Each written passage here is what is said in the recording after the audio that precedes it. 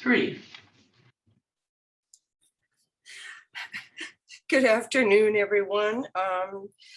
Today is Wednesday, April 20th, 2022. It's 1 p.m. and just a little after. I want to welcome everyone to the Nevada Statewide Independent Living Council. This is our quarterly council meeting for the council members. Meeting is open to the public. I would like to start by saying welcome to everyone. Thank you for joining us today. And I hope you're able to stay around through the for the complete meeting. It'll run for 2 hours today. Hopefully we'll be able to end on time. We have a packed agenda today. Tomorrow we will be meeting at the same time at 1 o'clock for the second part of our council meeting. I hope everybody will return tomorrow as well, because I think we have an exciting agenda ahead of us today. Wendy, would you please start roll call? Absolutely. Evander Davis. Here. Vicky Essner. Present. Mary Evilsizer. Present. Dee Dee Formaster. Eric Jimenez. Jennifer Kane. Present. Saber McWhirter. Raquel O'Neill. I have three. Here. Kate Ostie. Present. Cheyenne Pasquale. Renee Portnell is excused. Ace Patrick. Here. And Julie Weissman Steinbach. Here. Great, and we do have quorum. Thank you, Wendy. Could you please verify the posting? Yes, it has been posted. Thank you very much. I'm going to roll into item number 2 on our agenda, which is public comment. I'm going to open the floor for public comment. Please keep your comments to under 3 minutes and under, if possible. And so is there any public comment? This is Linda Voda for Dee Dee Formaster. I am wanting to join the council, so I am applying for a position. So I'm introducing myself, and I work for Dee Dee Formaster at RCIL. Welcome, Linda. Is Thank there you. any other public comment? This is Lisa Bonney. Go ahead, Lisa. Thank you, Ace. I just wanted to say, while I was reviewing the materials to prep for this meeting, I reviewed the applications for funding. I'm concerned that the application submitted on behalf of RCIL is requesting funding to provide core IL services in Carson City, Douglas, Story, and Lyon counties. As I'm sure you are all aware as council members, the Northern Nevada Center for Independent Living is funded for and provides services in those communities. It feels fiscally irresponsible to choose to fund a duplication of service rather than participate in the referral process for consumers needing core service supporting or training. I'd like to encourage you to direct that funding to a program or service that is not currently funded. Thank you. Thank you, Lisa. Is there any other public comment?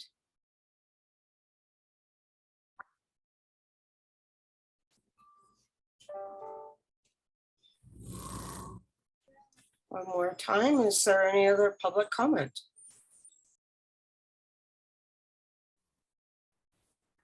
Okay. Brian, did you raise your hand? I did. This is Brian Hilbert for the record, and I just wanted to say I'm glad to be here and excited for the meeting. Thank you, Brian. Welcome. Okay, again, welcome all. Any other public comment that I'm missing? Yes, I have a public comment. Go Hello. ahead. I am Obiama officer. And I am the executive director of the Deaf and Hard of Hearing Council. I'm pleased that you provided accommodations for me here today. I want to thank you very much for that. And just to let you know as well, you are more than welcome to join our council meetings for the Deaf and Hard of Hearing Council. And so just wanted to invite you all to the meeting. Thank you very much. Thank you, Obiama. Next meeting Sure. is May 12th, just so you know. Thank you. Is there any other public comment? Don, do you see anybody else raising their hand?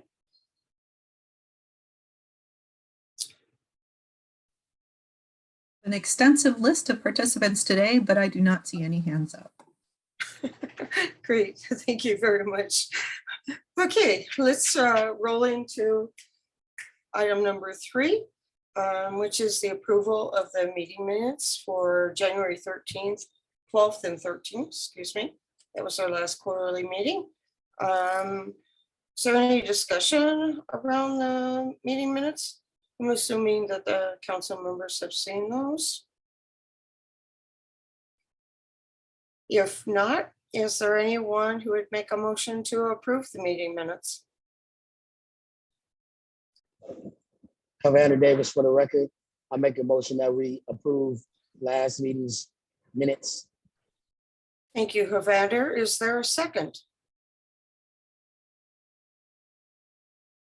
How does it work? This is Kate Ospey for the record. I'll make a second.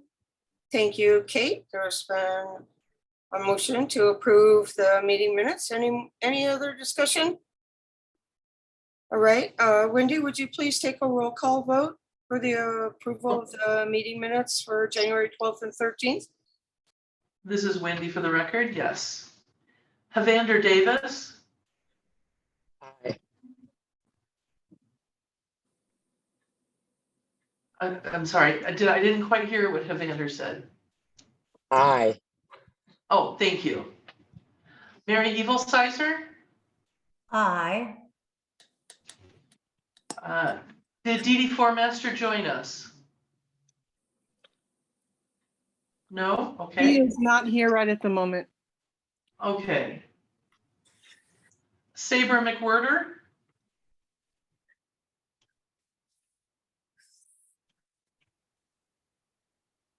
Raquel O'Neill, Aye. Kate Oste, Aye. Ace Patrick, Aye. and Julie Weissman Steinbaum.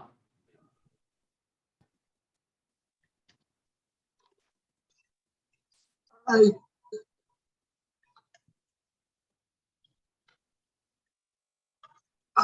Aye. Great, thank you. And that's the last member.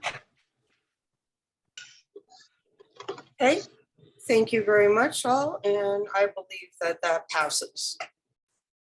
Let's move on to item number 4, which is a report and discussion regarding vocational rehabilitation's pilot program for the pre-employment training services in rural Nevada.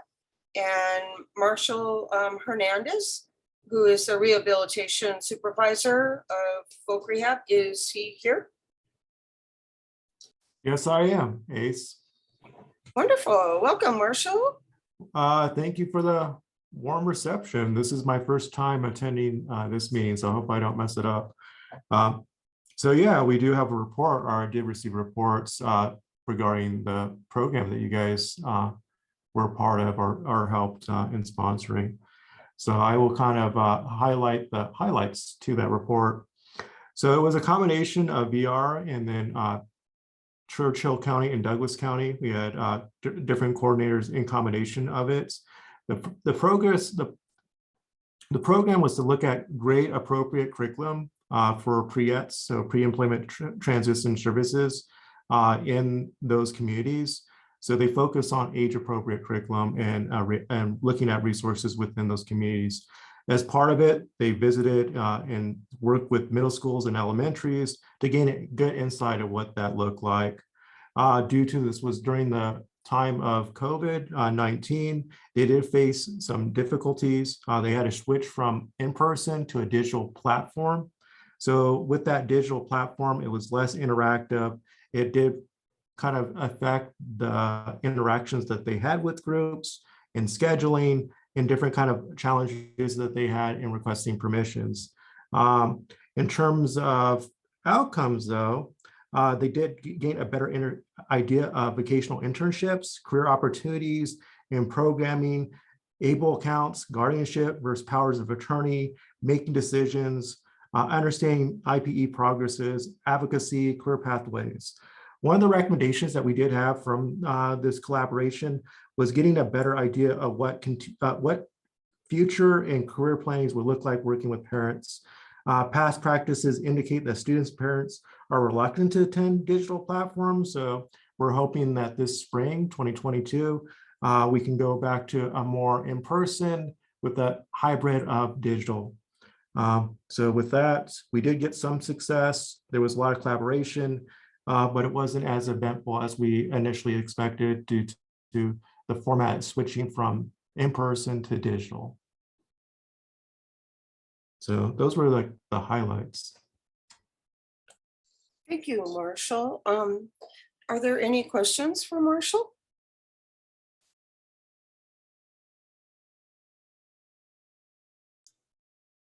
Oh, this is Ace Patrick.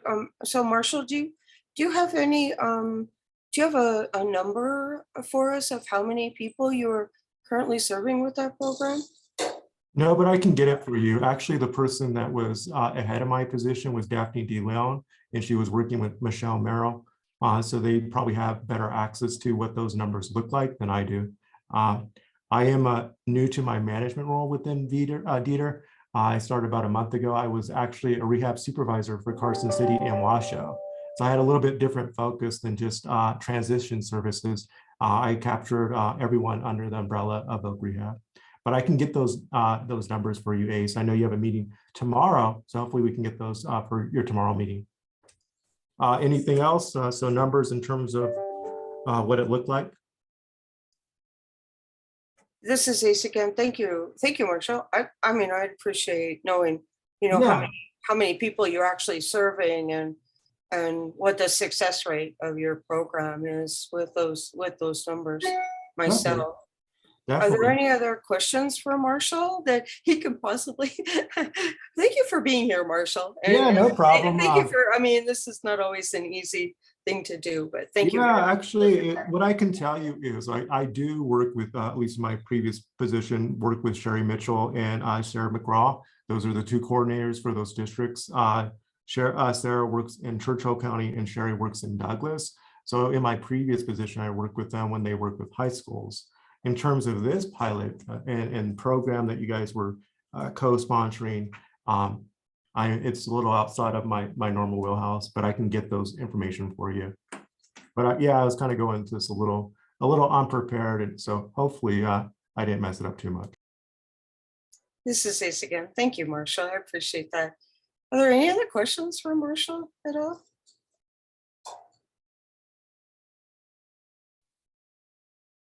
This is Dawn Do you have Lyons.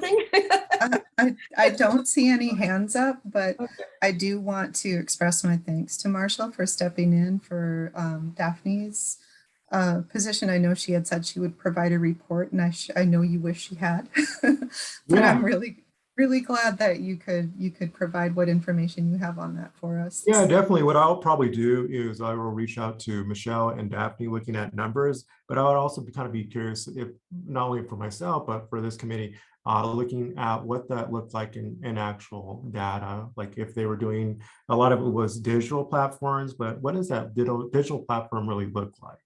Was it one-on-ones? Was it groups? What was the size? What was the feedback? But really getting a good understanding of what that picture looks like and that narrative to that story. I think that's also probably what you guys would be looking for, because to be honest, that's what I'm kind of looking at too. This is yeah, thank you, Marshall. That's a lot of what we're looking for. So we would appreciate anything that you can get to us, and we can put it on our website as well under our meeting materials. Exactly, because I'm looking at the report and it says able counts, guardianship versus powers of attorneys, understanding. All those are activities of advocacy. So really looking at what the advocacy looks like in application. Great, thank you so much. Are there any other questions for Marshall from the council?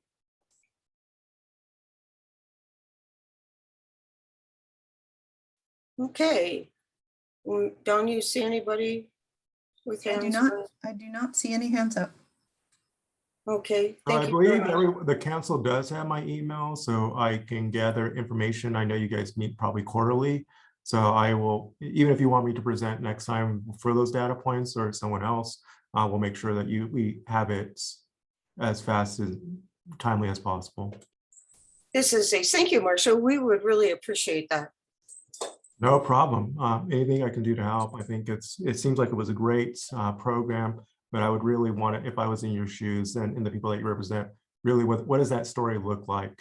What does that numbers look like?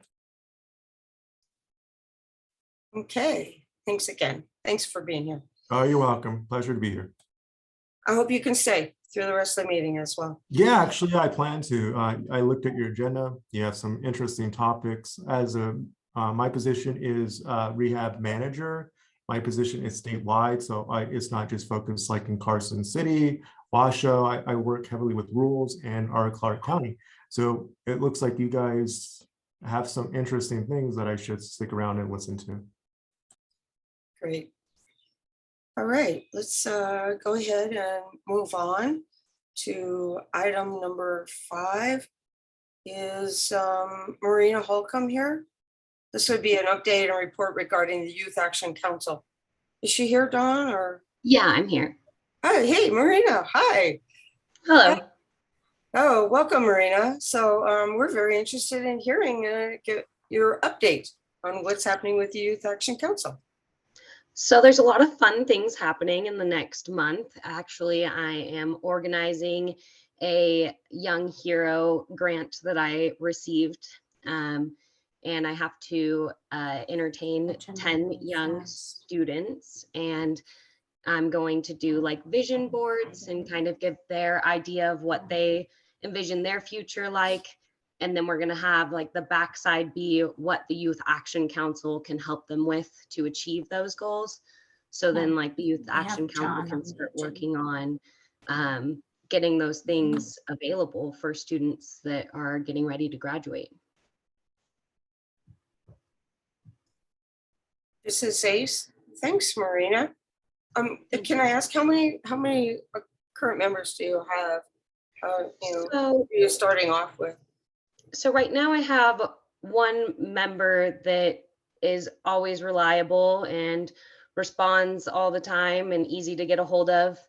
And then I have 2 members that are a little harder to get a hold of. I've tried phone calls, I've sent emails, and I'm just not getting as much response from those 2.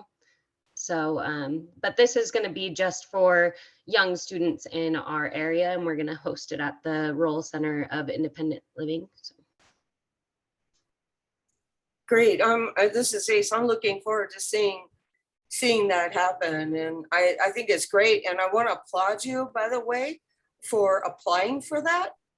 I know it's not a lot of money, but it's something, and I just want to say congratulations to receiving that grant money, and looking forward to seeing what the Youth Action Council has in store for the future, and definitely what your event that you're planning and what happens in that way. So are there any questions for Marina about the Youth Action Council?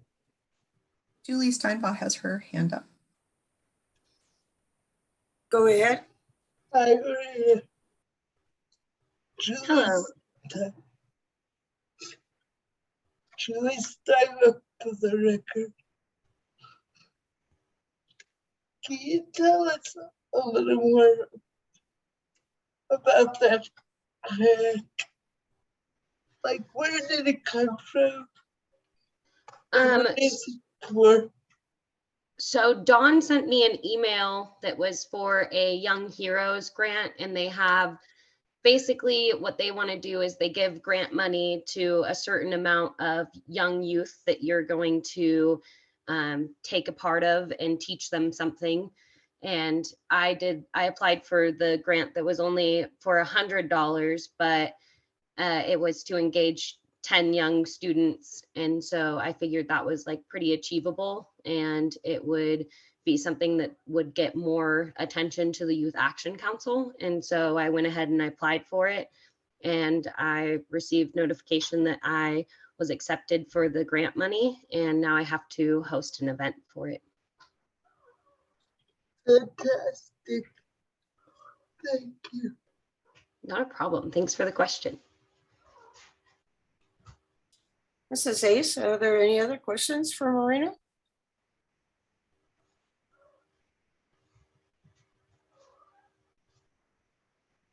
Okay, hearing none. Thank you, Marina, and good work. Yay. Thank you so much. This is Dawn Lyons for the record. I would just like to add on to, even though it's going to be held at Rural Center for Independent Living, we as a SILC may be able to sponsor or reimburse, I should say, some youth who are coming from other parts of the state if they're interested in attending. So just make sure you let everyone know, reach out to Marina and we'll work with you. Mrs. Ace? Perfect, thanks, Dawn. Any other questions or comments for Marina? Okay, hearing none, let's move on to item number 6, which is the report and discussion regarding Aging and Disability Services Independent Living Program, which is John Rosenlund, who is the director of the ATIL program. Is John here?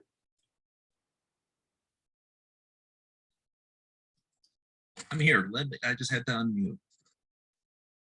Hope everybody's doing good today. All right, so we'll go through a little bit of the information about the Assistive Technology for Independent Living program. I'll see some new faces in the meeting, so I'll just kind of go over a quick overview of what this program is, and a little history. It's been around for pretty close to 30 years, if not more, in some shape or form. The program is designed around the independent living philosophy, developing independent living goals, and then the application of using assistive technology to eliminate the barriers for the individual. The program's focus is to keep people living in their communities and in their homes in those communities. So that's kind of that program in a nutshell. So primarily, we look to help people with the barriers that they have in everyday living, focusing on perhaps their self-care, accessing the home, personal mobility, transportation, even as a piece of communication, and anywhere assistive technology can be used to address your essential daily living. The program's focus is to remove those barriers and try to keep people, again, living in their homes and in their community. The program helps the person define what those independent living goals are. Quite often people are calling for an end product, a ramp, modification to the shower, or something of that nature. What we try to do is try to help them define that as a goal, because when you define it as a goal, you have a greater sense of what the person's trying to accomplish, and you don't miss things. Throwing a solution at it without looking at the bigger picture sometimes can end with not all the barriers being removed. So the program is not only for people to care for themselves, but also to receive care, and again, to be able to live in their home. It provides a variety of assistive technology and where no other resources are possible. It goes without saying with all state-funded programs. If there's another resource we need to utilize and help the individual access that. So that's kind of an overview of the program. And by the way, we will make this, the entire report that we usually have provided to the council, available if anybody wants it. I know it's a lot of information, but it is very, very important, I think, that people become familiar with it and look it through. And if they have any questions, please reach out to me.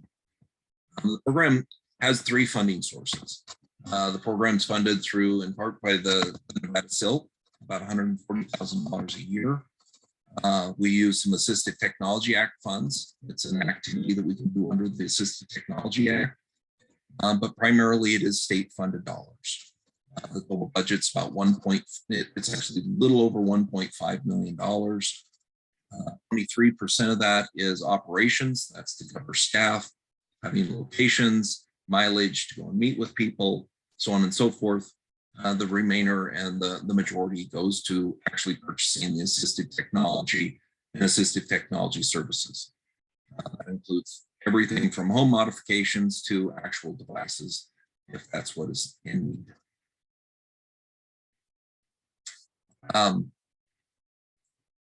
Don't want to go too far into the call data, but so far this year, we track your information and track this reporting stuff for you on the federal fiscal year. So from October forward, about 225 calls coming in, about 87 of those individuals deciding that they want to move forward with developing independent living goals and becoming consumers.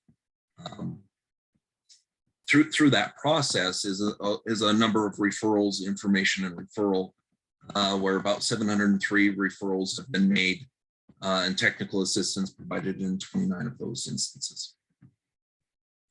Our caseload is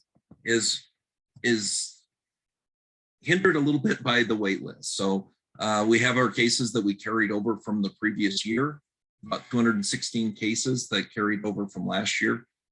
And we had 58 open from this time forward. From October till now, we had 58 cases open. Because of the need within the state, I've been working with this program for nearly 20 years. It's never been without a wait list.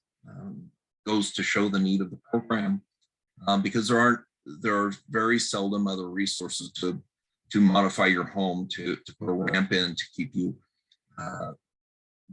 help you get in the shower and so on and so forth.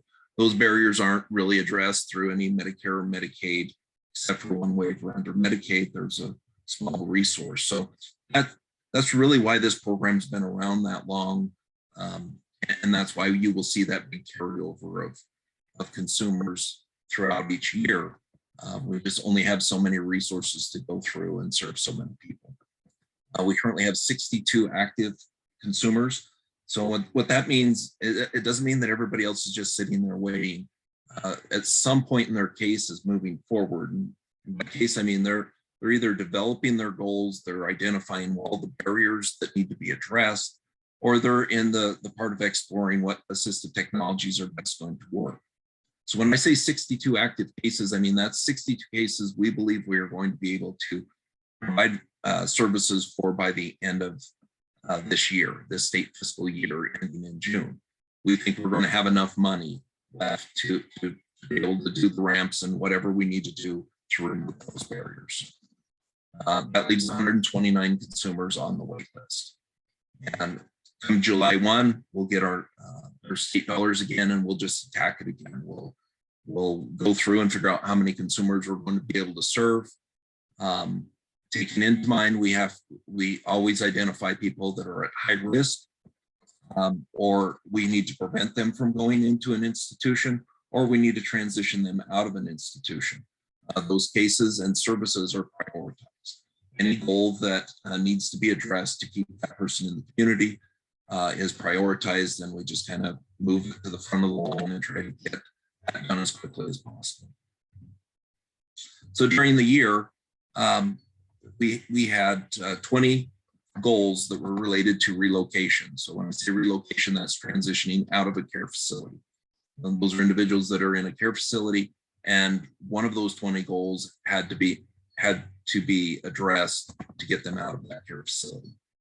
We have 46 goals that were prioritized and completed that are related to prevention. That's to keep the person from the risk of going in a care facility. In total, we had 40 consumers that had prioritized goals.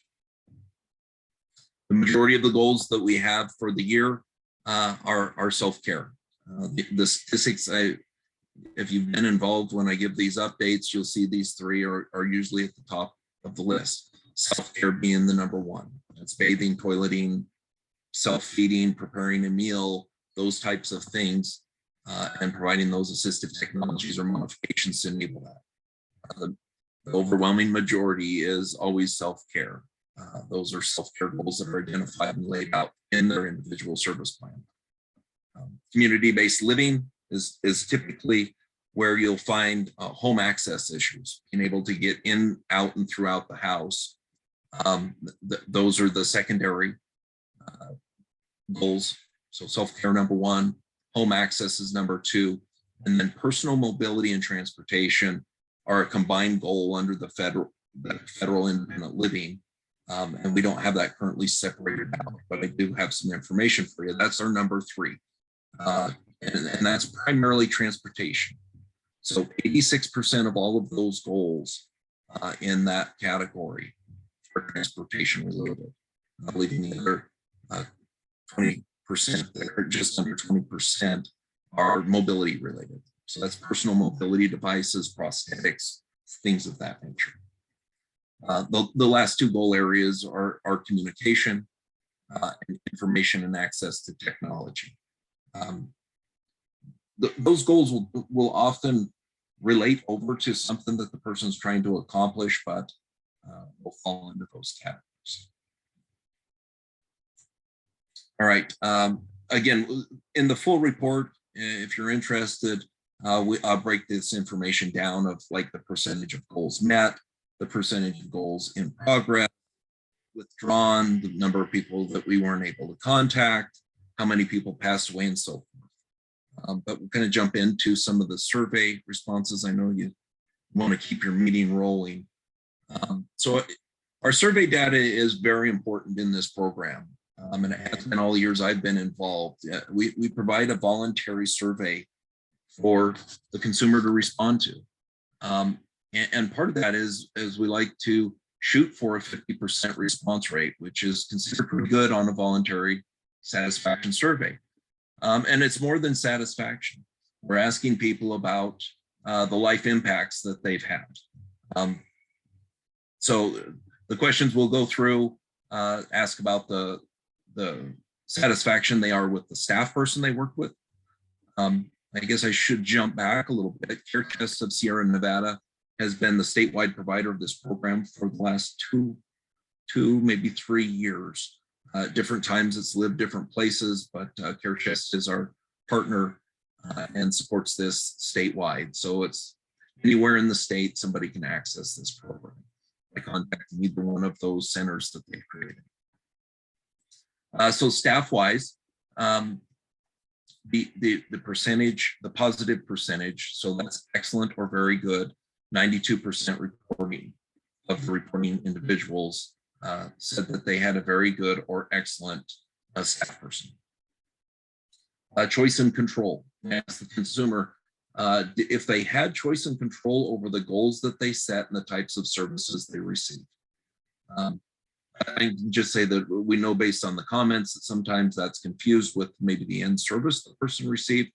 The intent of this is really to find out were the goals that they found important supported, and did they have the control over those? And in that, we have 89%, just over 89% of the people reporting that they had a lot of control or they had quite a bit of control.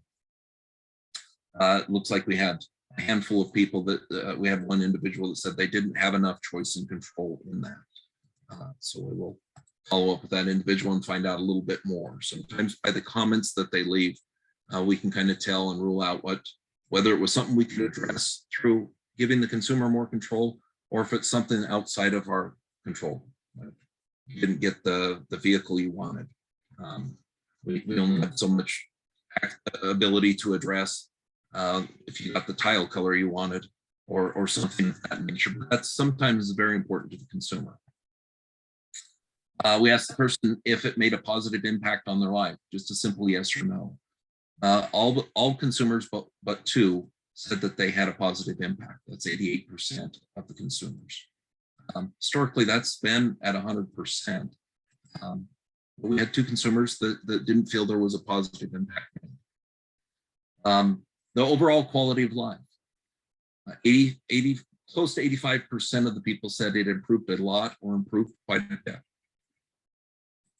Their overall satisfaction of the program and program services, 92.4% said they were very satisfied or mostly satisfied. Again, only 1 individual was not satisfied. We asked them their overall independence related to the goals established. 78.5% said it improved a lot or quite a bit. We did have some no responses in that area. Sometimes people forget to respond. We did have 1 person say that it didn't change. 10%, actually 11% of those people said it did improve a little. So if you take that entire amount, we had just under 90% of the people had a positive independence related to their goals. We asked them about their chances of staying out of the nursing home. With just over 72% said it improved a lot or quite a bit. We asked them how often the device or modification is used. 88% use them daily. So of the services they were received, 88% of the consumers report they use it daily. The remaining 12.5% say they use theirs weekly. None reported that they use it monthly or at least every 3 months or didn't respond. And it shows the impact, I believe, of how important that is. Even individuals that were not, we have clearly 1 individual that wasn't satisfied all the way through. That person still uses the device or modification daily. So it does go showing. Again, back to what I originally said about the percentage of consumers that respond. Our target has always been 50% response on a voluntary survey. We usually have met that. Over the last 2 years during COVID, though, we are a little bit low. We're at 40%, which is still pretty darn good for a survey that somebody has to fill out and send back to you. That's a good gauge. I'd say lastly, we also survey the consumers that have not received services, and we ask them questions if there was anything confusing about the independent living process. If they think that developing independent living goals are a good method of addressing the barriers in their life.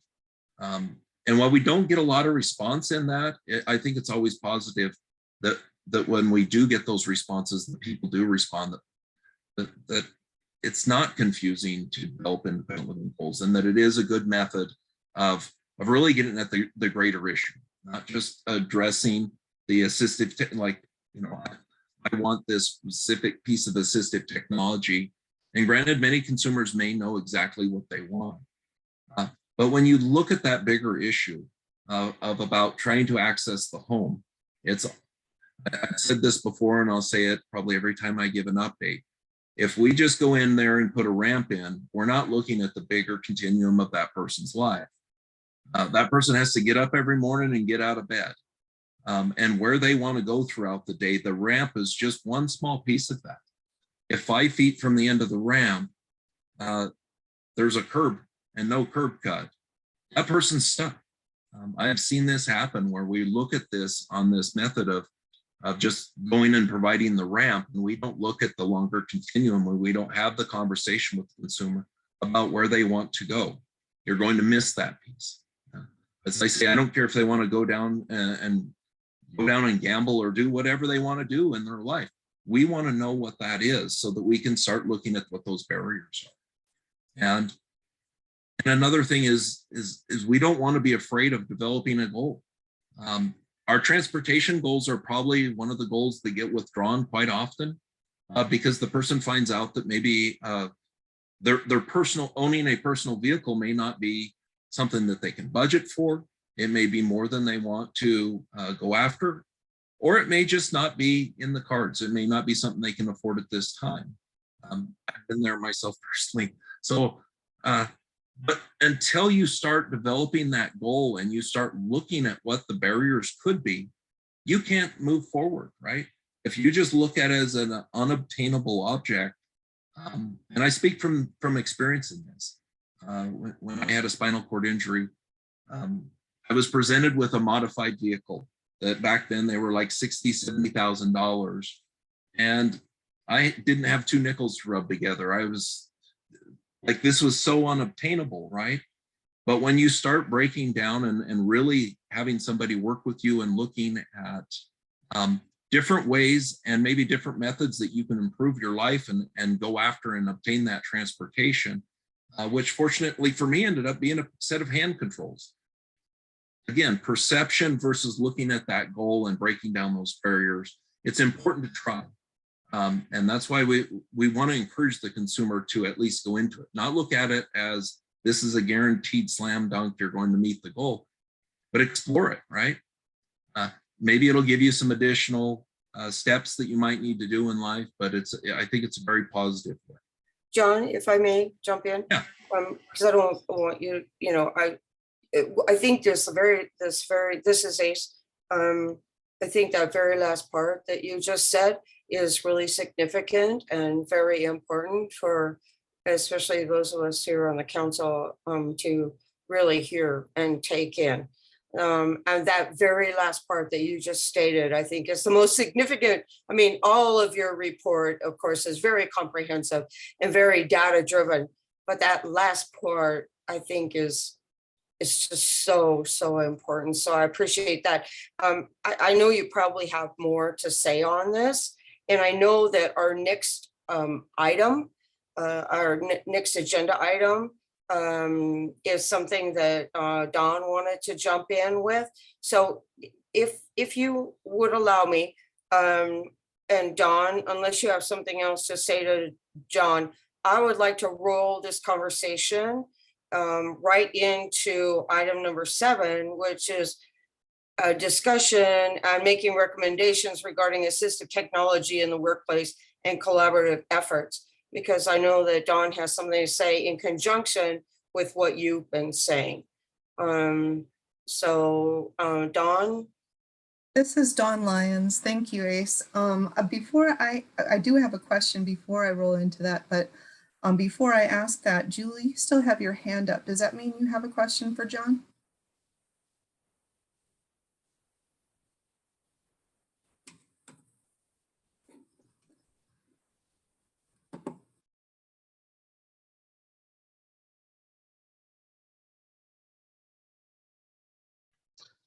No, it's sorry. I forgot to take it. Okay, no problem. Just wanted to make sure. John, my question was, as you were going through some feedback that you received on your surveys, and I really appreciate the fact that those surveys, you get such a good response from them and it's optional, right? I was under the impression that they were anonymous, that you don't have to say who you are when you're submitting them. And I think that's the case, but is it also optional to add your name and contact if you want someone to contact you? And that's why maybe that particular negative feedback you were going to follow up. Yes, and there's also things that we follow up on, and I'll wrap up. And Ace, I was wrapped up. I was just, and thanks for your comment on that.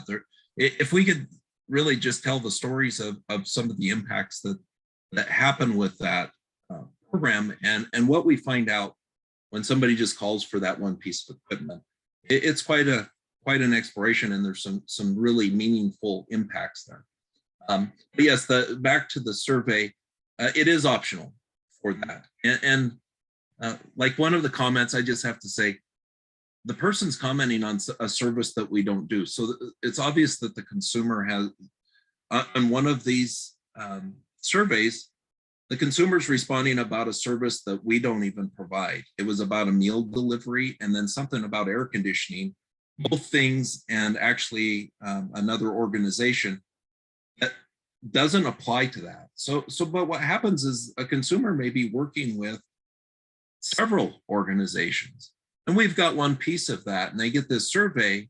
And even though we have kind of the goals laid out of what we worked on, or what the end solution was that obtained, in this one responsive survey, the person's upset that their meals stopped. Now, that's not something that we did. We weren't providing them with meals. We were only addressing one of their barriers. But since she provided her name, we'll follow up and get that back to the staff person or to somebody in care chest to follow up with them and find out, try to find out who they were working with. Maybe that swayed part of the survey, right? That somebody stopped their meal delivery and we were only really working on one other goal, and it had nothing to do with meals or their air conditioning. But yeah, we'll follow up if they leave their name. Thanks, John. This is Dawn Lyons again, and I understand that people can get confused, but I also think that since there are so many disability services in their own little siloed areas, it can not only get confusing, but it can also get frustrating not to know who to reach out to. So if I got a questionnaire asking me in front of me, I might say, well, maybe this person will help me anyway. So that's really nice that you guys at Care Chest is that under your program. So that's great. Thanks. We do. And like I say, sometimes you'll see a comment that it is the individual can be upset about that there's the program actually that they found their own resource, or they had a resource available to them that they didn't want to use. Unfortunately, that's just something we can't. And you can be mad about the staff, or you can feel that you didn't have choice and control. But ultimately, there's only so much you can do. And I think sometimes the comments may allude to that. Sometimes they don't. The best thing we can do is follow up with the individual, especially if they say, I didn't receive any service, and the case may say otherwise. Usually we will survey them again and try to fix that data, but it's their option if they want to survey it. Anyways, that should wrap us up unless somebody has questions for me. This is Ace. Thanks so much for that, John. And I still would like to really roll into that next item agenda if we can, so that we can kind of move along, because I know between what Dawn has to say about this and then your input as well, John, that's gonna, maybe then, unless somebody really has a burning question to ask John right now. Is there any really burning questions about that, or can we move on? See any burning questions? John? This is Dawn Lyons. There are no hands up and I don't see anyone trying. Okay, great. Thank you. Because I'm trying to keep this moving here as best as possible. John, thank you again. And I know that this next item as well impacts your program as well. So in the discussion, hopefully it will generate some discussion from the SILC. So Dawn, I'm going to let you take over and introduce this part, please. This is Dawn Lyons, and just to slide right into this next agenda item, it does have to do with the AT for IL program. We met our transition, was it our transition work group? Anyway, one of our subcommittees met and discussed. Go to all of them, so I get them. Probably they all cross over, so it could have been one or all three. But and they're all related to this as well anyway. So everything comes together for people with disabilities in all regards. Everything overlaps, I should say. So we were discussing how it should be easier for employers to understand that they can provide assistive technology to their employees who need it. And therefore it shouldn't be a barrier to hire people with disabilities. But we know there's a lot of misunderstandings, and then we know that there's a lot of perceived barriers to that. So we're on the AT Council's agenda to try and collaborate with them, but unfortunately they ran out of time for us. So we were hoping that some of those members would be here today. And I know, John, you're with that council, so I guess you are here today. I just wanted to, and I don't see any of the other members, correct me if I'm wrong, that discussed that in the subcommittee, but we had discussed how we could collaborate to make it easier for employers, maybe train them better, or provide some kind of an outreach to them to help them understand that it's not a barrier to hire someone with a disability, and it's not going to cost an exorbitant amount for them to do so.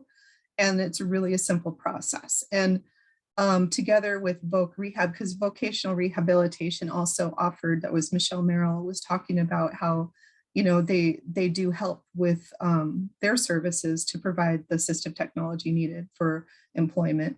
And there are other avenues as well, but of course, there's always room for improvement. So we were looking at all the different ways that we could potentially improve that process and make it easier for employers to hire people with disabilities. And I know that several of our subcommittee members had great ideas that they had to contribute. I wish they were here now to contribute those ideas, because I don't remember all of them off the top of my head. But maybe, it's really hard without any of those members here to say exactly what should be done, or create or ask for any kind of a motion to approve. But maybe at the next integrated employment work group that we have, or integrated employment development subcommittee. It's a long name. Integrated workforce development. Thank you. At our next integrated workforce development subcommittee meeting, we can invite the AT Council members, and hopefully we can get some more participation and a deeper discussion about that, and see what direction we could take that in. That was basically what I wanted to talk about.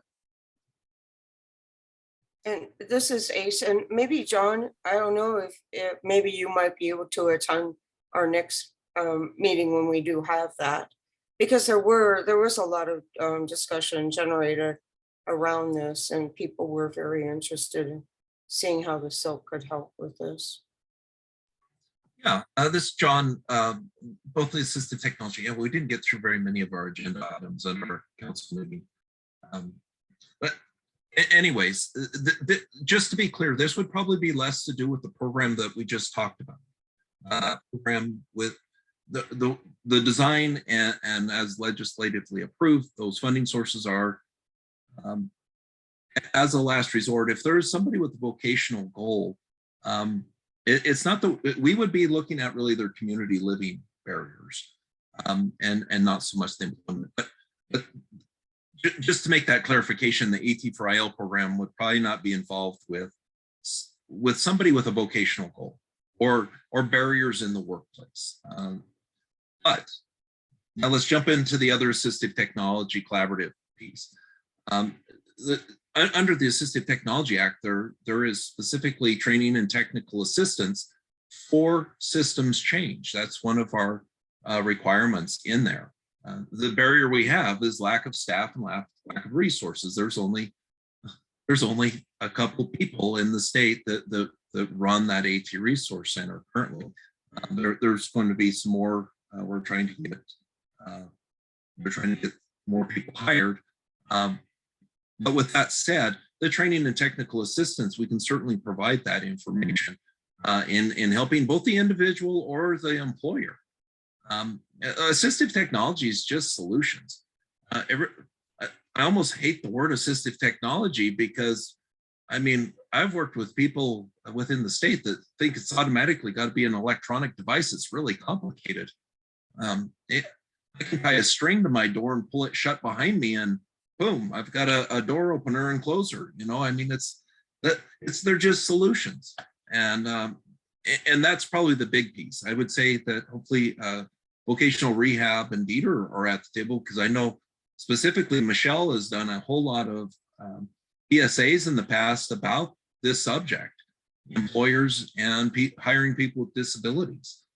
So I can't speak for the AT Council, but I can speak for the AT Resource Center and Collaborative, that we're always supportive of trying to break down that barrier. If people are overly concerned, or there's some kind of fear that hiring a person with a disability, I mean, I'll just speak from my personal, I've went on job interviews where everything's going great until they see me sitting in a wheelchair, and there's like that, a mask comes over, like, oh my God, should we get should we get a cushiony room? Because this guy might be fragile. I mean, it happens. And some of those barriers are breaking down over time, but it really is helpful in that technical assistance or training atmosphere where you can really start looking at scenarios or finding out how you can support the individual. And it really comes down to that individual. Everybody's different, but how you engage that person with the disability and the job that they're going to be taking on, and then just look for the solutions that work for them. It may be a trial and error. You can't always just bring in some professional that's going to recommend something and walk away and go, job well done. That can be, it can be any type of solution, and maybe there's one better than the other. And again, where our assistive technology resource centers come in is about trying different things. The whole concept of device demonstrations and device loans are to support informed decision-making. If I can try 4 devices, I can make a good decision on which one of those work best for me. Or if I can only put my hands on one, but the AT specialist can describe what some of the other features might be and maybe help me coordinate borrowing another one to try it, I can make an informed decision that way. There's a lot of aspects that we don't get to make those choices, but it's like test driving a car. You wouldn't buy a car unsight unseen probably unless you could touch it, feel it, go sit in it, make sure it doesn't smell bad. It drives, all of those things. We should be demanding that people have those choices with assistive technology as well, and make sure that they have some choice and control in that. Thanks, John. This is Dawn Lyons. Julie, do you have your hand up for a question? Yes. It's more of a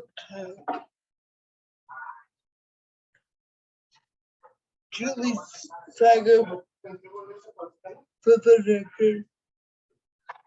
I remember at one of our meetings, Dr. Cosgrove talked about setting the expectation when new companies come into Nevada that we expect to see the people to get hired. And I truly believe that that's going to be the key to getting a higher employment rate for people with disabilities. John, if you understood that, could you kind of rephrase it? This is Dawn Lyons.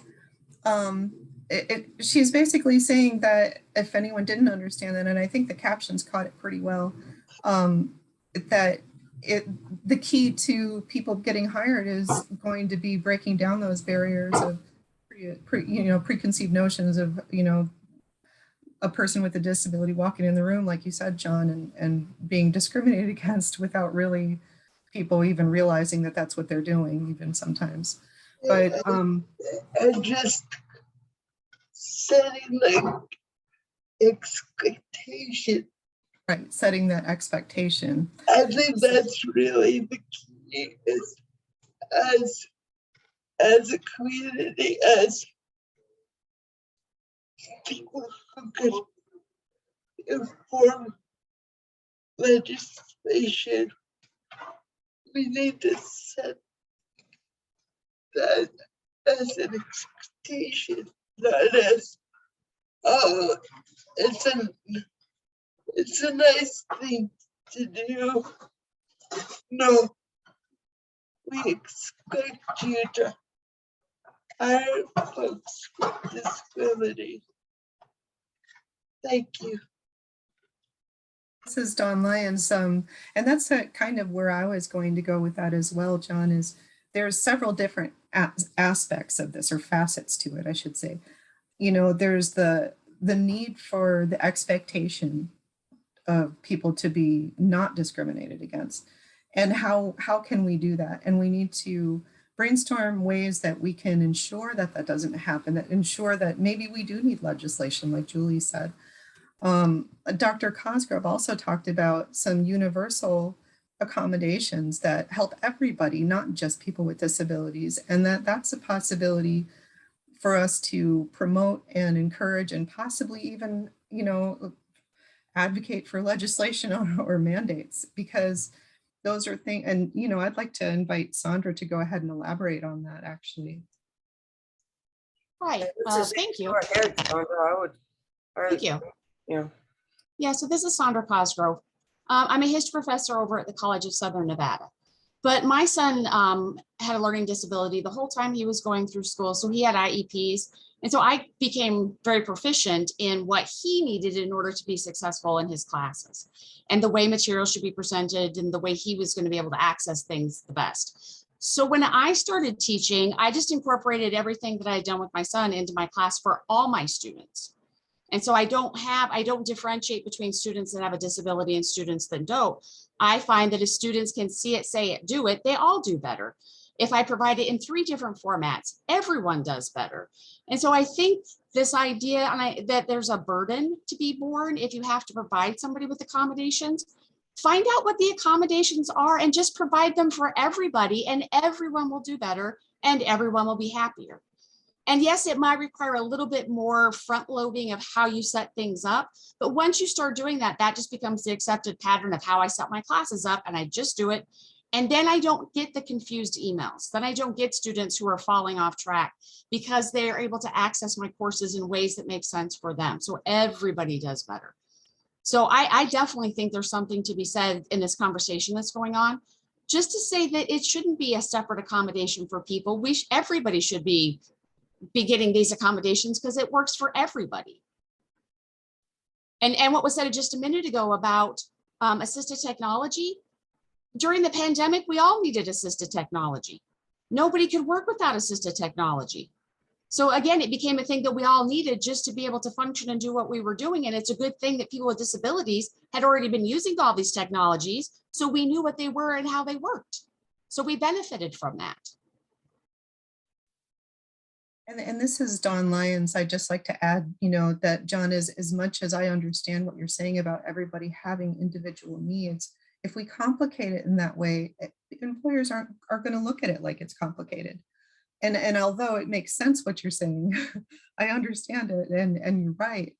There are some universal accommodations that could be provided, like Dr. Cosgrove said, and those are the kinds of things that we need to really make sure that employers understand.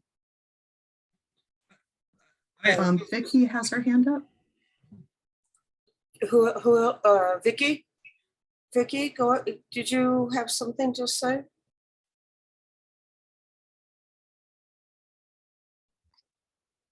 Yes, this is Vicky Esner for the record. I want to touch on something that John said.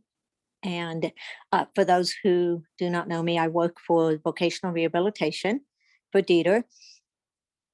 I've been the coordinator for a team that does education in the community for employers. And I think this would be a good forum to make sure that this group knows that if they know of anyone in the community that might benefit from the presentation that our agency puts on, and we do the education, letting them know of assistive technology. And as an individual who uses the assistive technology to maintain employment, it's pretty impressive that they're seeing that the barrier is already eliminated just by my presentation to them. And we touch on all disabilities. So I'm just offering and reminding this group to know that if you do want me to do any presentation or make contact with any employers in the community, I'd be more than willing to do that. This is thank you, Vicky. We may take you up on that. John has his hand up too. I'm sorry, who? What's John Rosenlund. John? Okay. And then I wanna make sure that some of the other council members, if you have anything else to add, please either raise your hand physically or, you know, through the reactions here on your device. Go ahead, John. Hello. Well, I don't know, maybe I misunderstood. I completely believe in universal. I mean, if you provide something accessible, it's accessible to all. But there's only so much universal can do. And I would be unwavering. I don't care if an employer is struggling with that, we should educate them. But I'm not going to be worried about the employer like stepping on their toes and making them feel uncomfortable. They shouldn't feel uncomfortable. It's 2022. People with disabilities have every right. There's already laws in place. It's not even acceptable to be discriminatory. We should be unwavering in our now how we approach it is one thing, but I don't agree that it should, like, I'm not worried that an employer thinks it's complicated. Every individual is an individual. Everybody that goes in there is an individual, and they're going to have a different attitude or a good days, bad days, everything. But if we're not capable of having the conversation of how to support that person as the individual, we get into a way, I've seen it happen where people are like, well, this is the one size fits all model. Everybody that comes through gets this assistive technology, and then we're going to create a policy that requires everybody to use that. And I completely disagree with going down that pathway. But engaging with these employers and talking to them and saying, look, don't fear the great unknown. Every time you hire somebody, you could hire somebody that's a complete jerk or a genius, right? We don't know that based on the interview, as we all know, and people that we work around. Anyways, I just want to make sure that I support the individual continuously and hope that we go down that pathway and not try to dummy it down for employers. I think we should make, if we're going to be involved in that, as much as I'd reference Michelle Merrill's PSAs and going in and talking to employers and just kind of like getting that uncomfortable conversation out of the way. If they're afraid of hiring people with disabilities or they have those fears, let's have that conversation. Anyways, I hope that makes more sense, but I just don't want to ever come across as wavering. That absolutely there's a universal a universal design and providing things in an accessible manner. We need all the employers to be thinking on those terms. But once you level the playing field, that everybody should be fairly equal in that, other than minor accommodations. And everybody with or without a disability has accommodations in everything they do. It's just kind of aligning those and letting people know what those might be. This is thanks, John. I want to. I'll keep this going for about 2 more minutes, and then I want to move along so that we can get through some more. Has her hand up, Ace. Who does? Linda. Oh, Linda. I'm sorry. Linda, go ahead. I want to try to move it along, but go ahead, Linda. I'm gonna open this, even though Linda is not a council member. I want to go ahead and allow her to say something. And she's somebody who wants to be a council member. So, Actually, Dee. Oh, good, Dee. Great, Dee. Okay, good. You're a member. Let's go. But I want to kind of keep it, so we've got more to. I just wanted to say that I agree with John. We just need to, go ahead and implement, bring along all of the reasonable accommodations that are needed. It's like when my sister teaches, she always takes into consideration my disabilities, and she brings those along into her class. And I think that it not only helps students and employers to realize that everyone learns differently. And that's an important aspect to life. If you're an employer who realizes that everyone learns differently and you provide for every aspect of how they learn, then you're going to have a much more efficient workforce.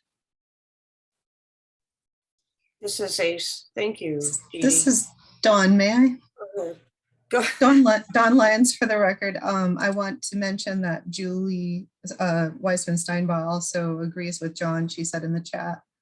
And just so you know, John, I totally agree with you also. And I really hope I didn't come across as just trying to sugarcoat things for employers. That's not my intention. I guess I was just looking to ease the pathway into better accommodations. So I wonder if what this council could do today is to commit to possibly working with vocational rehab and with the AT Council and with the AT for IL program, since they do have training in their budget, to come up with a training that satisfies the disability community as a whole, in the direction that we're training the employers and helping them understand what their needs, what they're required to do. This is Ace. Personally, I think that's a great idea. What do the other council members think about Don's idea? I mean, we don't need to make a motion or anything, but I think it's a great idea because I think the more education for employers, the better. Evander Davis for the record. Hi, Evander, go ahead. I definitely think that, like John Rosen said, if we let employers go with a one fits all model, then it'll definitely hurt the system, because one thing doesn't fit all people. You know that for one person, you may need a few other different things. And when you do a one fits all model, there's always going to be somebody left out. We definitely need to try to keep with the model of individualizing assistive technology. That's always needs to be the model when we're going into employers, when we're going into anyone that's going to do anything for a person with a disability. We need to make sure that they understand that not every person with a disability is going to be the same. So we need to keep that dialogue open, and we definitely need to try to come up with some type of trainings or some type of way to get to the employers and say, hey, give a person with a disability a try, because like me, I've always worked, but I know that going to some jobs, I've had to go in and volunteer just to show them that I can do the job. And that's not something that's totally fair. You know, you should have to go in and prove yourself first. You should never have to go in and show people that you can do the job without the benefit of the doubt. You know what I mean? Yeah, this is Ace. Thank you, Commander. And I think probably what Dr. Cosgrove says as well.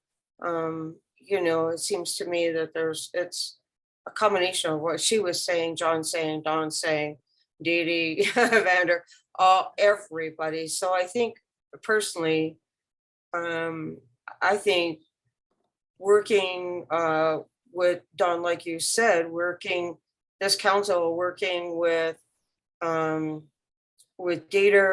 working with the AT Council, with John's program, also with what Dr. Cosgrove also, her ideas as well, as she is an educator, and seems to me there's something that maybe we can put on that would be really comprehensive and concise, and maybe get the message through. This is Dawn Lyons. Let's not forget about Voc Rehab. Voc Rehab, right? Okay. Important in this conversation, but I know Yeah, Michelle okay. Merrill was, I try to mention everybody.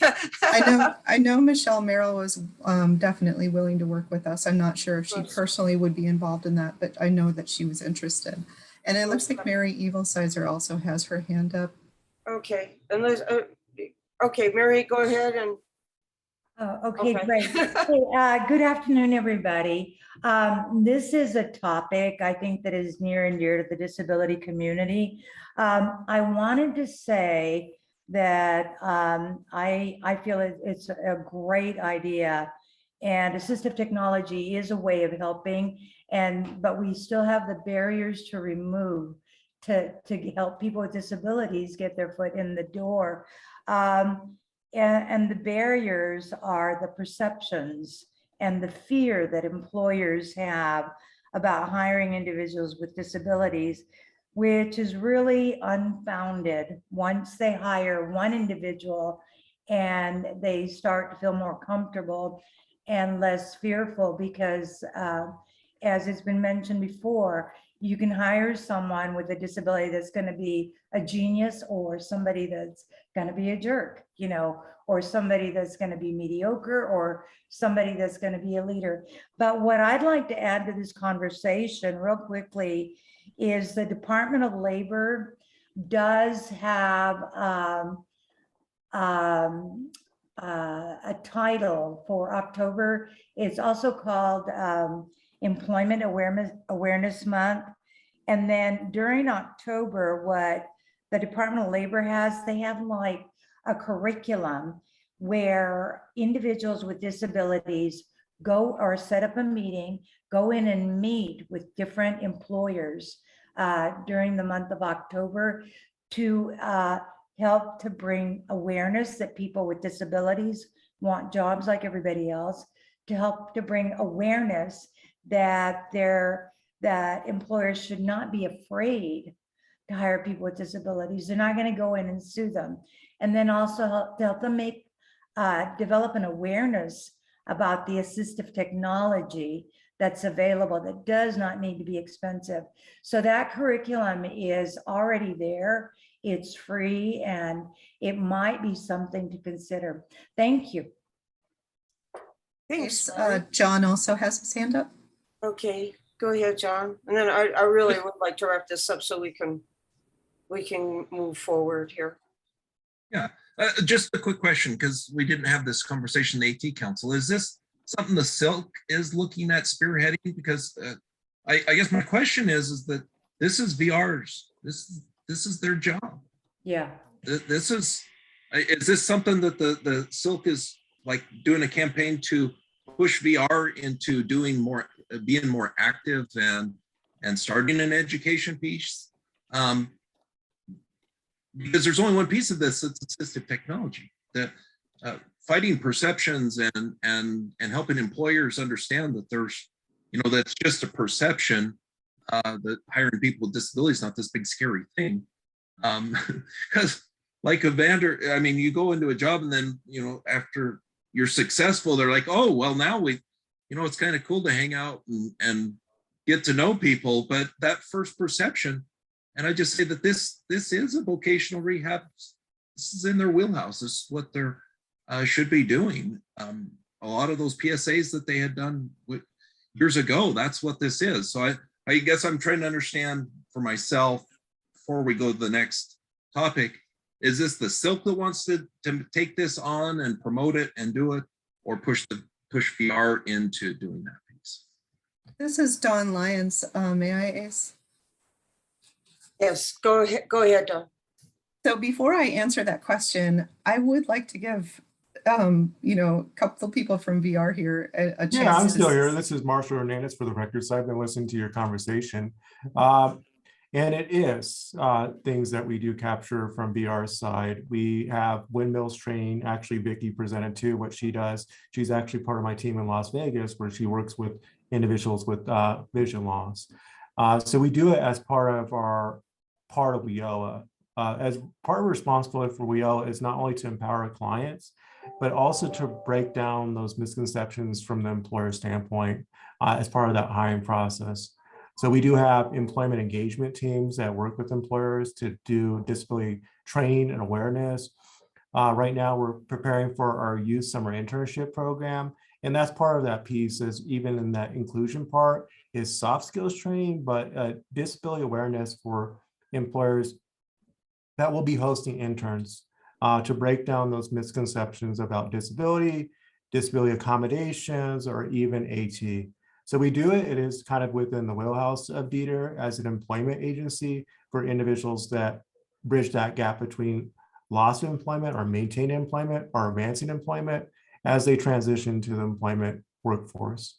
So in terms of what the committee is talking about, we would love to hear your feedback because it is something that we can probably enhance, but we do it. But I think you are representative of individuals that we don't always get good feedback from.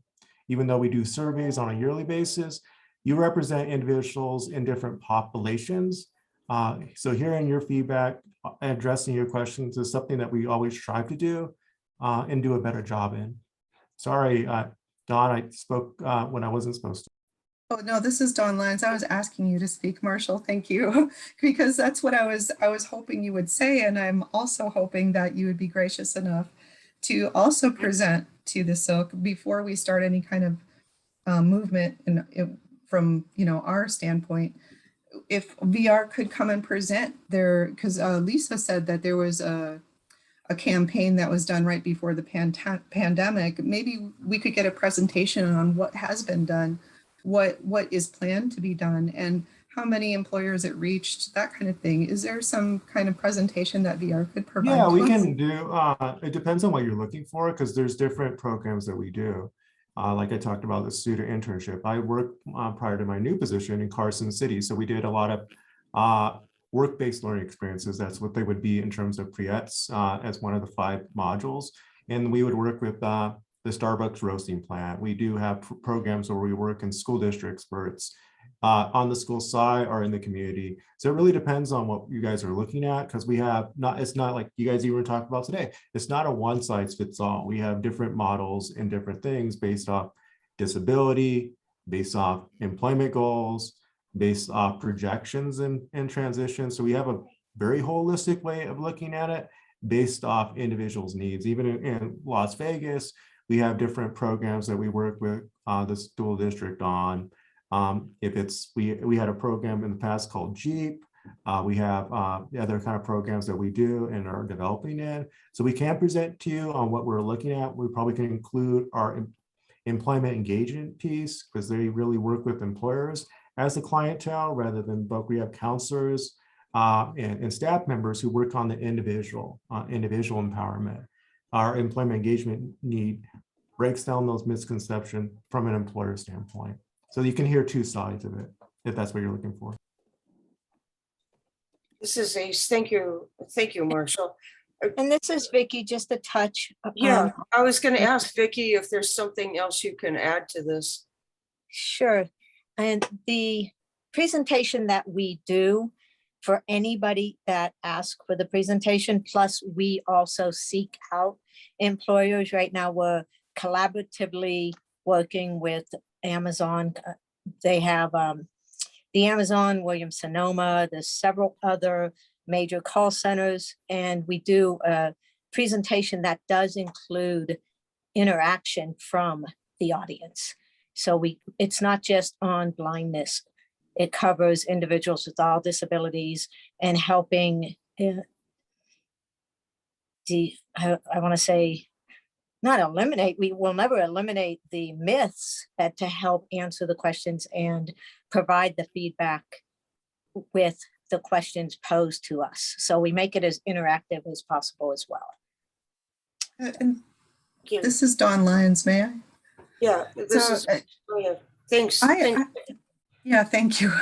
I appreciate those specific targeted programs that you're talking about. I guess what I'm looking to hear is how many employers in the community are these trainings reaching?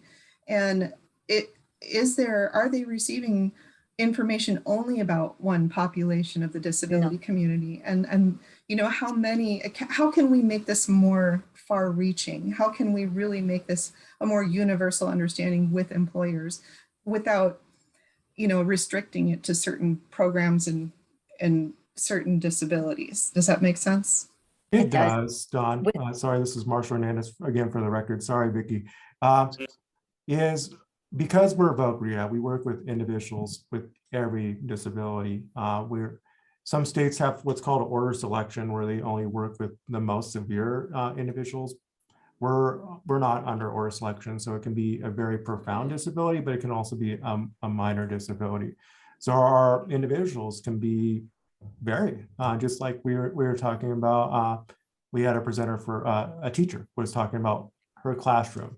So we can have individuals with learning disabilities, we can have individuals with intellectual, we can have even individuals that have 504. It means that they don't need a lot of accommodations in a school setting. So for us, our clientele, our individuals that we work with is very varied. There's not just one disability, it's a spectrum of it. So the way that we work with it, it's not just autism, not just visual impairments, it's working with them in where you find employment. It might be remote settings. That's where Vicky kind of works with is individuals who are looking in the community but also working in a home-based location. Or it can be individuals that I work with on the transition side where it's more employment and community engagement. So they're going to a work site, working with their peers with disability, also without. But it's competitive, so it means that it's integration. So it's not, to answer your question, it's everything. It's everything in terms of what a workforce looks like and as integrated and as possible. This is Dawn Lyon. Dawn, oh, go ahead, Vicky. Sorry, it's Vicky Esner for the record. I can get some numbers and get them to Marshall on what we have done for the different employers. And it is each presentation covers individuals with all disabilities, not just, and that's every presentation, because we want to educate the employer completely as opposed to just one specific visual impairment. So hopefully, we can collaborate and get that information to you. Yeah, and I'll reach out to what Vicky said to our employment engagement team and look at what they do and what numbers they do on a holistic side, because they do a little bit more than what me and Vicky do. Because we have individuals and teams we work with. That's a little piece that does employment more through the Job Connects, through the ESD. So their spectrum is a little bit bigger in terms of the populations they reach. Thank you. That would be great. Thank you so much. This is great. Yeah, thank you very much. Interesting conversation, because it seems like this is an ongoing issue for people with disabilities. Okay, if I may, I'd like to move on. We're sort of running out of time here. We've got about half an hour left. I would like to move on to, well, I guess let me say that maybe Dawn, we can sort of can get with maybe Marshall and Vicky and Sandra and see if we can maybe have a presentation maybe for the SILC, like Vicky was saying. We can put it on as I think that's what this is Dawn Lyon, sorry. I think that's what they were agreeing they would do, is come up with a little bit more data for us and just give us a little report over all of that, an overarching kind of report on the data that they do have on how many employers are reached, how many employees with disabilities they've been able to place, that kind of thing, and what kind of training has been provided. So and then John also said he would be happy to work with the AT collaborative assistive, AT resource centers to make a plan with us on their training. And I'm hoping Dr. Cosgrove as well with her ideas. The transition, the integrated employment. The subcommittee. He's getting along now that Sandra is chair of, but also too, because Sandra has some really good ideas. And I think that's where this whole conversation, when we were trying to think about, things that were being said, was generated primarily under Sandra's subcommittee that we've been, or the workforce group that we've been working with. So maybe. Ms. Julie says she'd like to know how they reach potential employers as well. Got it. Yeah, got it. So that's something for you all to take in as well. Okay, well, please reach out to Donna, myself, and let us, and we'll somehow get all this arranged and put on the agenda for our next quarterly meeting, which will July hopefully. 13th and 14th. There we go, July. Okay, so. All right, great. So I would like to thank you all for the conversation. It's an important one, and I know I let it go long, so we're sort of we are possibly probably get through, wanted to go today, but that is okay. We have tomorrow. So anyway, what I would like to do is move into the center's report. So item number 8, and since we don't have a whole lot of time, Lisa, Mary, and then Dee Dee. So action item number 8 is discussion regarding consumer trends at the Centers for Independent Living. And Lisa, if you could please just give us a summary of what you're seeing as consumer trends at the Northern Nevada Center for Independent Living, I would really appreciate that. Hi, it's Lisa. I'm not gonna put video up because my connection's really unstable. It's quite windy out here. The trends that we're seeing currently all go back to what we've been talking about for the past 12, 24, 36 months. It's all about housing. Our housing calls have increased. We're about 60% of the calls that we receive in the center now are housing based. What we're seeing an uptick in now are people who have been in quote unquote stable housing as renters, whose rent is now just starting to not just creep up, but skyrocket up. And so we're spending a lot of time identifying any kind of resource that still is left in the community. We've gone through a lot of housing money, through the pandemic. We're assisting consumers in how to do better housing searches on their own, and also kind of leading them in a way, not in a way, to consider other kinds of housing options. So some consumers have never wanted to talk about having a roommate or be in any kind of a shared living situation. And those solutions are just as hard to find, but if you don't even have them on the table, that is difficult. So we're spending a lot of time educating around those types of things. Of course, we're consumer centric. And if a consumer doesn't want to consider that as part of their independent living plan, that's entirely up to them. But as I think everyone on this call can appreciate, housing is at the very best difficult, and at the worst impossible. And particularly, I can't speak to Southern Nevada, but I can talk to you about Northern Nevada and the rural counties. It's very, very difficult, very tight and tough. So I would say, we are working with FEMA on emergency preparedness, but that is not a trend. That is a lifestyle now. And the other thing that we're seeing is we're really trying to educate around vaccines and access to vaccines. We work with Immunize Nevada quite a bit, but it's starting to feel like those who want have done it, and those who are not open to having a vaccine or are reluctant are still in the I want to think about it stage. So I did, even though it is not a trend, I did want to report, because it is a SILC funded activity, that the scholarship program that the SILC awarded the center for the centers for last year is, that started in January, the process. So we developed the application process. We have push that out into the community. Our application deadline is next Monday. We have teachers, we have one scholarship to the Nickel Conference for a teacher in the rural and a student from the rural with their guardian and or parent, and also one for Washoe County.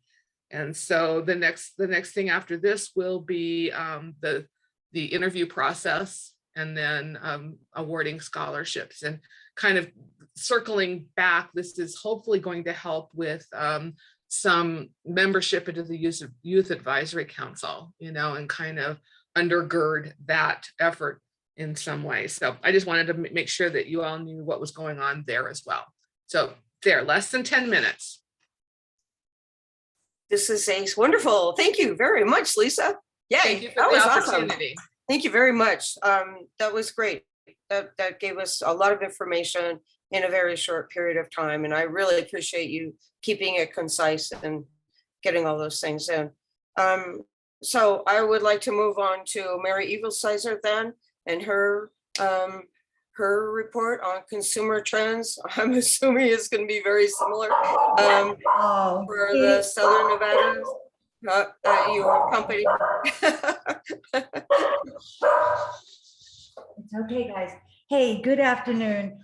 Please excuse my dogs. It seems like they don't bark until it's time. I'm Mary Evilsizer. I'm with the Southern Nevada Center for Independent Living. We provide services in Clark County, and we provide the 5 core services. There's about 354 centers for independent living nationwide that are in compliance through the Administration for Community Living. We are mirroring the North and the South right now with consumer trends. The biggest trend we have is rent increases in Clark County. About 70% of our service requests continue to be housing. We are working with the homeless, and the rent increases. To give you an example, it's a senior who's lived in the same apartment for 10 years, but suddenly they're increasing the rent by $200. They're on a fixed income, so they're trying to find some place to live. The vouchers that are being worked on by the Southern Nevada Regional Housing Authority, there was a stall in December, but they are now starting to roll out with interviews for individuals that did have the voucher. We're excited, but not too excited, because they did increase the amount in the voucher. When you have a voucher, you get a voucher with a certain amount of rent that voucher will cover. And that's all based on this very complicated equation that they use to determine income eligibility. So we've been getting feedback from our consumers, and we are right now in the middle of calling all of them. We have a waiting list of about 300 for housing. The ones that do have a voucher and are looking, they will not know that the rent amount increased unless they contact the Southern Nevada Regional Housing Authority. We are working with the authority. We recommended send a letter to individuals, and they said a lot of them are homeless, they're hard to get a hold of. And we said it's okay, because we've trained them how to use general delivery mail through their local post office.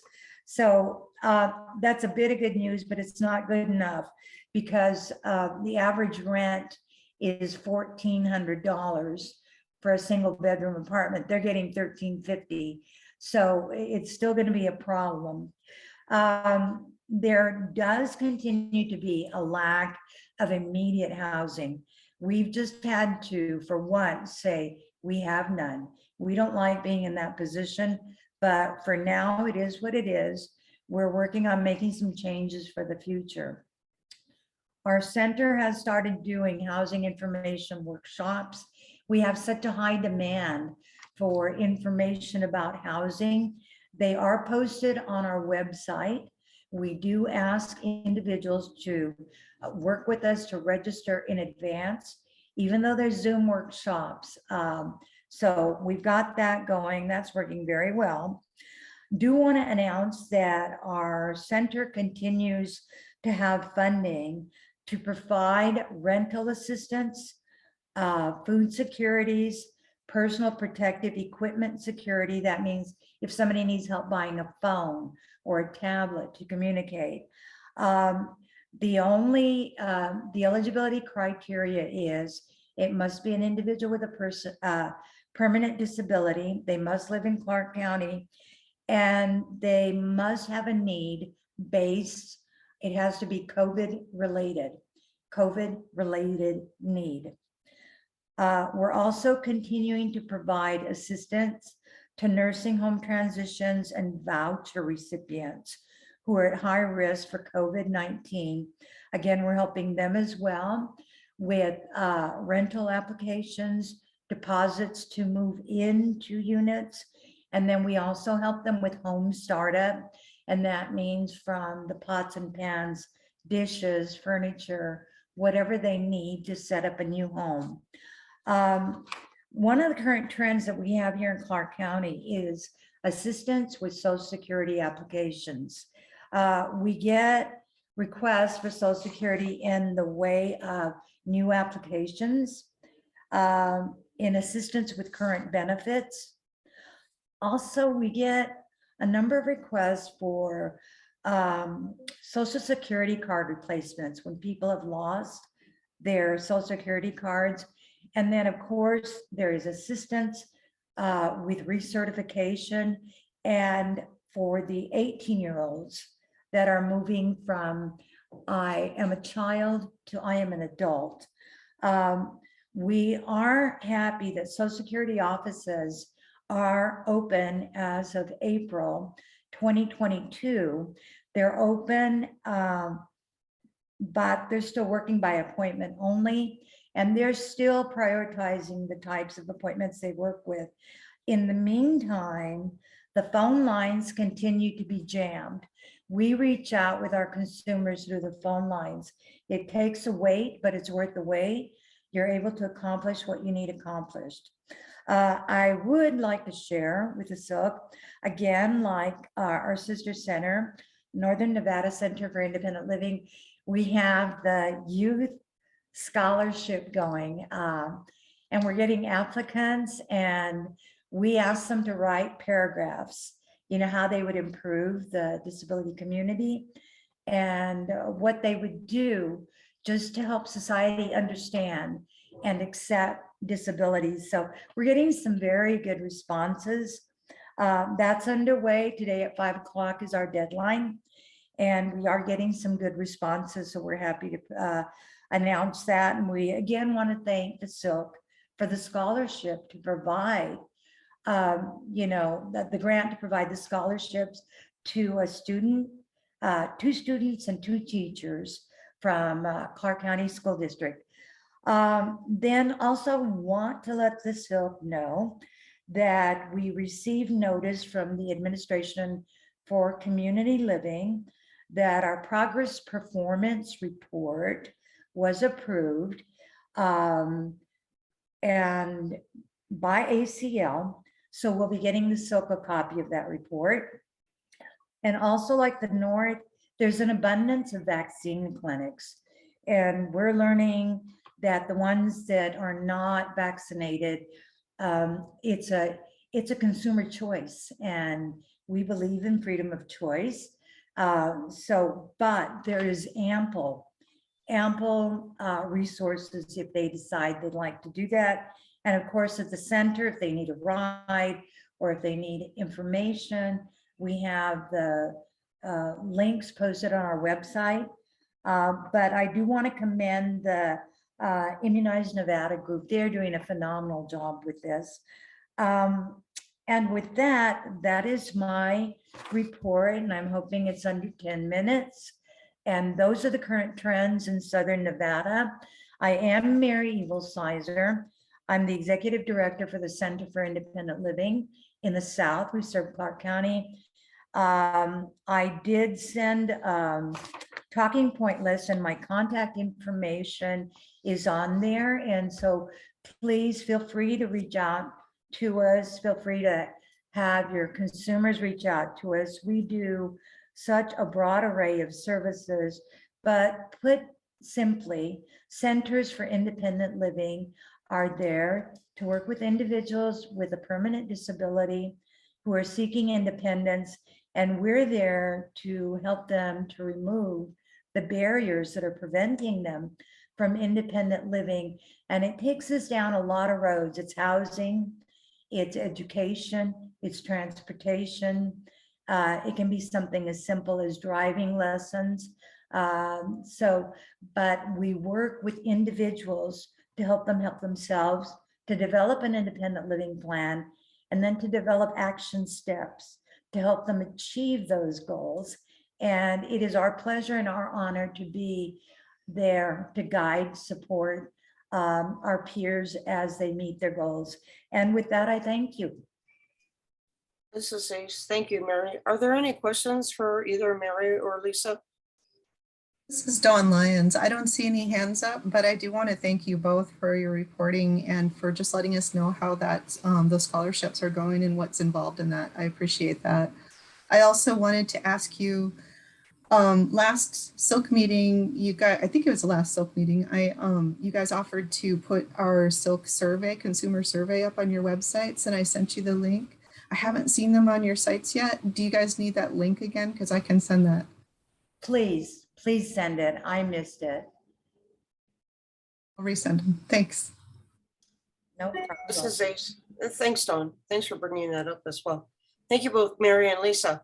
So with that, I would like to ask Dee Formaster, who's the Executive Director of our CIL. This is item number 9, to also give us a brief overview of your consumer trends that you're seeing there at the Rural Center for Independent Living. This is Dawn Lyons. I just want to interrupt. I'm sorry, really quick. Okay. Since we only have about 10 minutes left and we still have to have public comment. I'm sorry, Dee Dee, but if we cut you off at 5 minutes and you still have more, we'll let you start again tomorrow. Okay? Yeah, it's very, very, very short. Or I can roll. We can start with you tomorrow, depending on how much you have to say. That's fine, Ace, because it might give you guys an opportunity to take public comment, and I certainly do want the meeting to end on a positive note as far as everybody contributing. Okay, so you wouldn't mind if we put you on tomorrow's. That's we'll fine. start with you tomorrow. We'll start right off with the bat with you tomorrow. Okay, thank you very much, Dee Dee, for that, for accommodating that.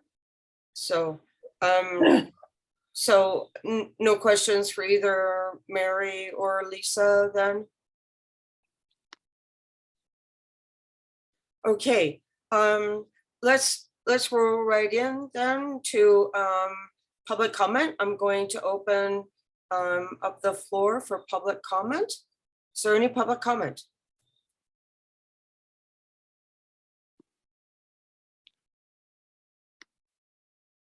Hi, this is Dee Dee Formaster.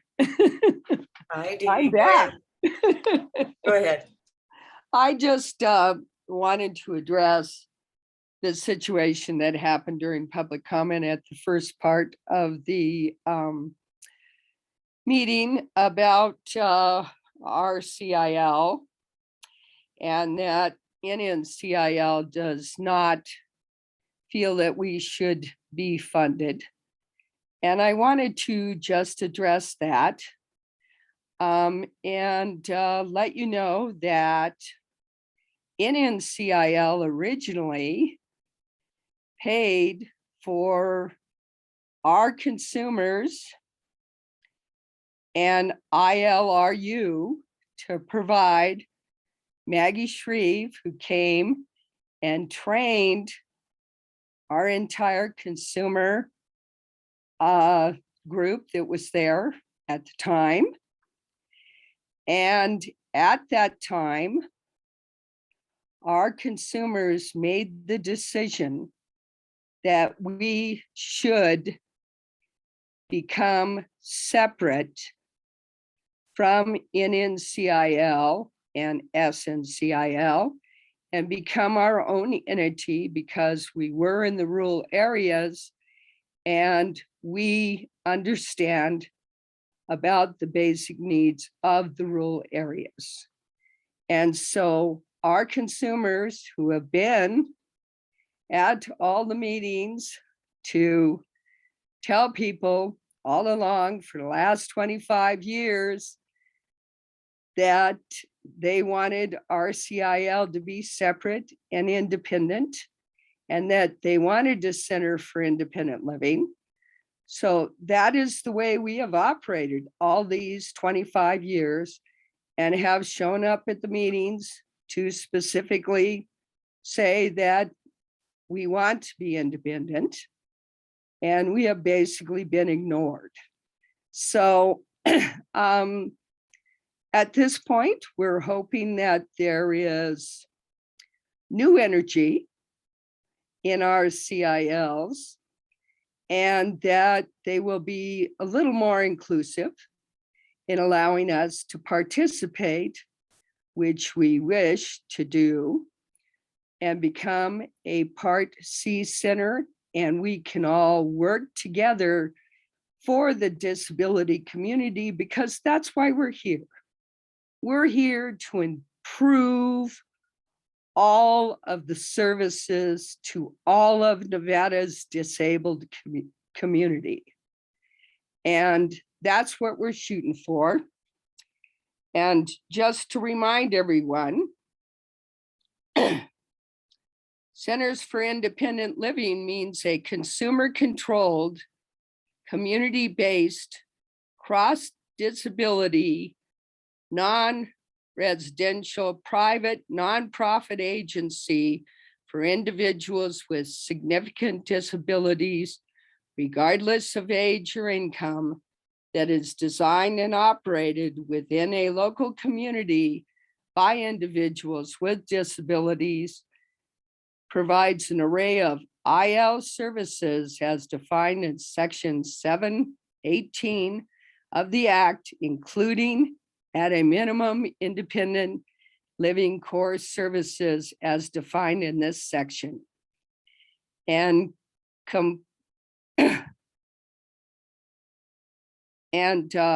with the standards set out on Section 725B and provides and complies with the assurances in Section 725C of the Act and regulations at 1329.5.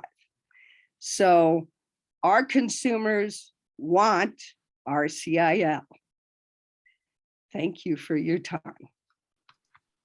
Thank you, Dee Dee. So any other public comment? We have about 7 minutes.